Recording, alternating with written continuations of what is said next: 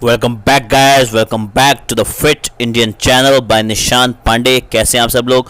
दोस्तों आज आपके लिए एक और बहुत ही इंपॉर्टेंट और ज़बरदस्त इन्फॉर्मेशन लेकर के वापस आया हूं। लेकिन सबसे पहले सब्सक्राइब कीजिए और साथ ही साथ बेल आइकन को भी टैप कर दीजिए, जिससे लेटेस्ट और ऑसम अपडेट्स आप तक समय समय तक पहुंचते रहें। दोस्तों आज हम बात करने वाले हैं जिम के बारे में, योग के बारे में और प्राणायाम के बारे में। कई सारे लोग मुझसे पूछते हैं कि सर पहले क्या करना सही रहता है। कुछ लोग बोलते हैं कि पहले क्या प्राणायाम करना ज़्यादा बेटर है, पहले योग करना ज़्यादा बेटर है, या पहले जिम करना ज़्यादा बेटर है, और क्या जिम करना सही है या नहीं है, या कुछ और करें। तो देखिए दोस्तों, अगर आप मुझसे बात करें तो मेरा तो ये मानना है कि हमारी सनातन संस्कृति में जिम का कोई कॉन्सेप्ट नहीं था। हमारे यहाँ व्यायाम करने का कॉन्सेप्ट था, वर्जिश करने का कॉन्सेप्ट था।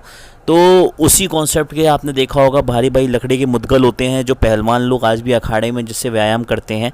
तो वो बड़े बड़े मुद्गल उठाते हैं और उसी केवल एक मुद्गल के सहारे पूरी बॉडी का कंप्लीट वर्कआउट कर लेते हैं। तो मेरा तो मानना है सबसे बेस्ट वही वाला व्यायाम होता है जो मुद्गल से किया जाता है, और अलग अलग दंड बैठक और जो शरीर को मतलब स्ट्रॉन्ग बनाने के लिए किया जाता है। क्योंकि देखिए जब मुद्गल आप चलाते हैं तो पहले ज़माने में जो लड़ाई हुआ करती थी तो जो सैनिक हुआ करते थे वो कई घंटों तक उनको बहुत सारे हथियार और अस्त्र शस्त्र चलाने हुआ करते थे। अगर वो सिर्फ जिम में जा कर के आपने 10 किलो वजन उठाया और उसको आपने 20 बार ऊपर नीचे किया और रख दिया, तो वहाँ पे युद्ध में तो ऐसा नहीं होगा ना कि आपने 20 बार बस तलवार चलाई या भाला चलाया और आप रेस्ट करने बैठ गए। वहाँ पे तो आपको कंटिन्यूटी में ये सब करना होता था।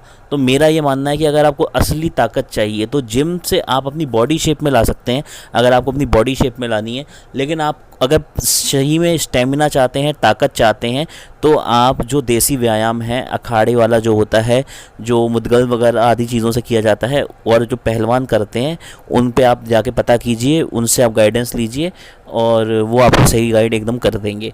तो दूसरी बात ये हो गई कि प्राणायाम पहले किया जाए या जिम पहले किया जाए। अगर आप जिम भी करना चाहते हैं तो आप जिम कर लीजिए, कोई इशू वाली बात नहीं है। देखिए प्राणायाम करने का जो सबसे अच्छा समय होता है वो सुबह 3 से 5 होता है, क्योंकि इस समय जो हमारी बॉडी की बायो क्लॉक है जिसके बारे में पहले बता चुका हूँ, तो जो फेफड़े होते हैं वो सबसे ज़्यादा ऑक्सीजन इसी टाइम में लेते हैं। इसीलिए हमारे ऋषि मुनियों ने इस समय को योग का समय दिया गया था, जो ब्रह्म मुहूर्त का समय होता है, क्योंकि इस समय बॉडी एक्टिव होती है और फेफड़े के अंदर में हवा भरने की सबसे ज़्यादा कैपेसिटी सिर्फ इसी समय होती है। तो इस समय यदि आप प्राणायाम करते हैं, योग आदि करते हैं, तो आपकी बॉडी उसका मैक्सिमम एडवांटेज ले सकती है। ठीक है दोस्तों, तो आप अगर इस समय पहले प्राणायाम कर लें, प्राणायाम करना है वैसे भी खाली पेट करना होता है, प्राणायाम कर लें। आप पहले स्टार्टिंग में आधा घंटा 1 घंटा अनुलोम विलोम कर लें, कपालभाति कर लें, अलग अलग तरीके प्राणायाम हैं, आपके उस पर रिक्वायरमेंट पर डिपेंड करता है। वो करने के बाद में आप उसके बाद जिम कर सकते हैं। और जिम जाने से पहले जब आपने प्राणायाम ख़त्म कर लिया तो जिम में कुछ खा के ज़रूर जाना होता है। एकदम भूखे पेट जिम नहीं किया जाता है, क्योंकि 1-1.5 घंटे अगर आप अपनी मसल्स की एक्सरसाइज करेंगे तो आप जो ऑलरेडी एक्वायर्ड मसल्स हैं आप उनको तोड़ते हैं जिम में। और जब आप खाना खाते हैं तो वो मसल्स वो एक्स्ट्रा प्रोटीन और एक्स्ट्रा न्यूट्रिशन ऐड करके रिपेयर होते हैं।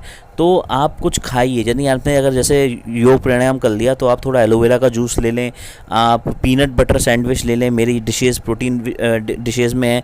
आप यदि केला खाली पेट लेते हैं तो वो वज़न बढ़ाएगा, लेकिन कुछ खा के लेंगे तो वज़न घटाएगा। तो अगर आपको केला भी खाना है तो देख लीजिए आपको वज़न बढ़ाना है या घटाना, उस हिसाब से उसको लीजिए।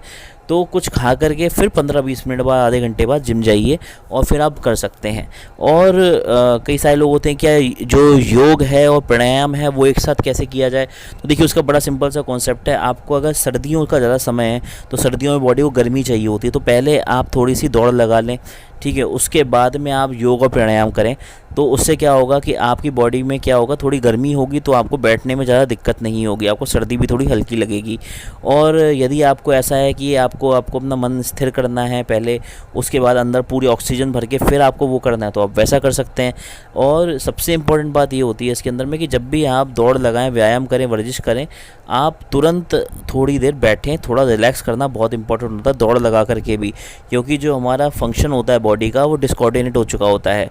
वो उसको डायरेक्शन का सेंस वापस पाने के लिए थोड़ी देर का समय चाहिए होता है। तो जब भी आप कोई हैवी एक्सरसाइज करें तो थोड़ा रेस्ट जरूर लें, क्योंकि बॉडी तब बनती है जब आप रेस्ट करते हैं। बॉडी जिम में जाके तो आप तोड़ रहे हैं, जब आप रेस्ट कर रहे हैं तभी बॉडी जोड़ रहे हैं, ठीक है। तो ये कॉन्सेप्ट भी आप याद रखें और सही आहार लें, सात्विक आहार लें, और कोई दिक्कत वाली बात नहीं है। तो ये आज का वीडियो मैं आपके लिए लेकर के आया था, आपके छोटे छोटे डाउट्स क्लियर करने के लिए। अगर अच्छा लगे तो आप तुरंत सब्सक्राइब कीजिए, साथ में बेल आइकन को टैप भी कर दीजिए और अपने दोस्तों को भी शेयर कीजिए कीजिए जो जिम जाते हैं, वर्कआउट करते हैं, और इस अवेयरनेस को आगे फैलाइए और साथ में कहते रहिए जय सिया राम, जय हनुमान।